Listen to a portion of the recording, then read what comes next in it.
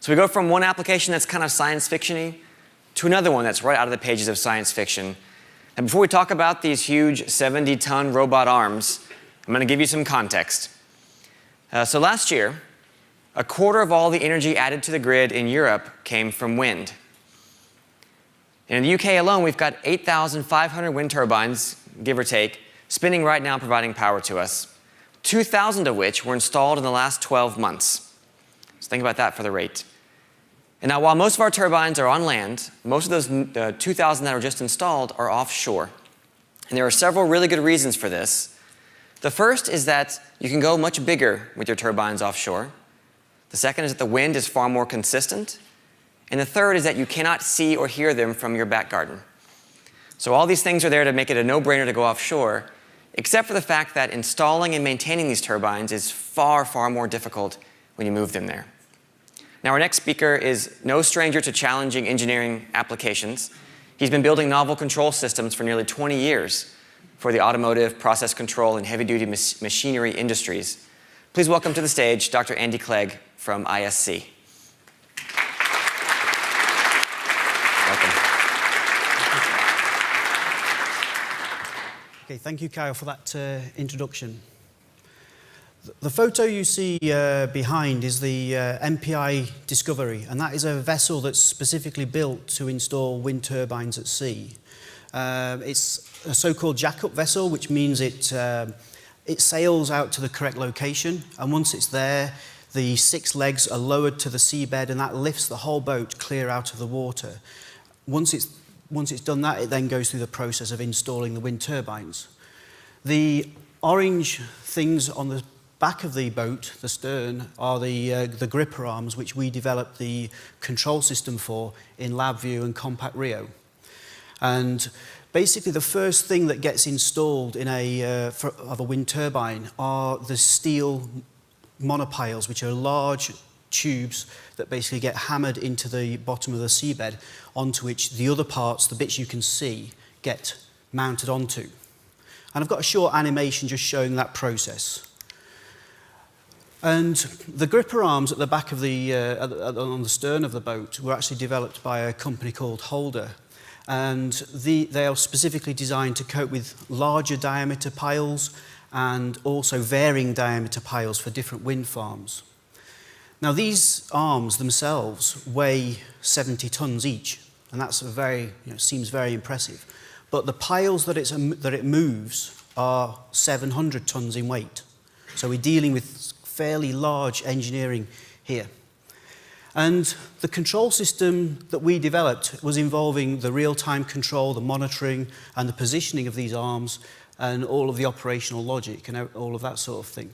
One of the key features was that even though these mechanisms are very slow, you don't want 70 tons moving very quickly. So even though they're very slow, they're very, very powerful. And we had to include some quite careful kinematic constraints to prevent the arms from having the possibility of them crushing the pile. So, how did we move from concept to reality? Well, there's a Compact Rio, and that is interfaced to the 6 hydraulic cylinders that are used to position and move the gripper arms throughout its motion. And all of the other vast array of I/O that we've got there is mainly related to monitoring and operational logic, so that most of those I/O are safety systems that can turn the machine off should things go wrong. We've also got a development PC, but that's only there for commissioning, so this is a true headless system, and the operator basically drives the gripper arm using what's called a chest pack, which sits on his front, and he's got a joystick where he can move the gripper arms left, right, forwards, backwards, depending on what he wants to do. So the purpose of the gripper arm is to hold the pile as it's being driven into the seabed, and also to keep it vertical as it's going.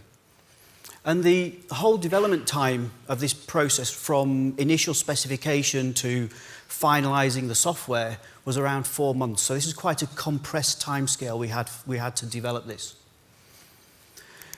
So, a very, very important part of this software development was the building of an emulator. So this is a piece of software, again built in LabVIEW, that's completely separate from the real-time application that mimics the behavior of the arm. So this allows us to fully test the operational software in the office. We can test it based on both normal operations, and we can also inject fault scenarios so that we can make sure the full functionality of the software works. And this was really critical because these boats are on almost continuous charter, and they've got very, very expensive day rates for their charter rates. So this meant that the amount of time we had to commission the software and implement it and get it working was very tight. And even if we had 1 day delay on this, it would have been very, very costly. And so building this emulator, which is almost as big as the software application itself, was very, very important to avoid any problems. The system was commissioned and installed in August. It was approved by DNV. And here we can see the first pile being loaded at Vlissingen in Holland. And on this boat, you can fit 4 of these piles at once. So once it's been loaded up, it then sets sail for the new Humber Gateway wind farm, and it started to install these monopiles in the sea. Hopefully you can see from the photo on the left-hand side the sheer scale of this. You can see the guy sat in the tower, in the monopile, ready for fitting the lifting bracket. Here we can see the crane lifting the monopile clear from the deck and just holding it above the gripper arm. Now, considering this is the very, very first monopile that was installed, and this is the first time that the software had been used in anger, to quote Alex Ferguson, this was squeaky bum time for us as the software was about to be proved whether it was really working or not. But thankfully, as it was successful, it was able to move the pile as required, and the hydraulic hammer on the right-hand side there was used to drive the pile 20 meters into the seabed, and that left us with a finalized monopile. So that was the first one that was done back in August. The MPI Discovery has been working continuously since then, and we've probably done around about 20 more monopiles, leaving about 56 more to do. So that's really where we've done, and I'd like to hand back to Kyle now. Thank you very much. Thank you.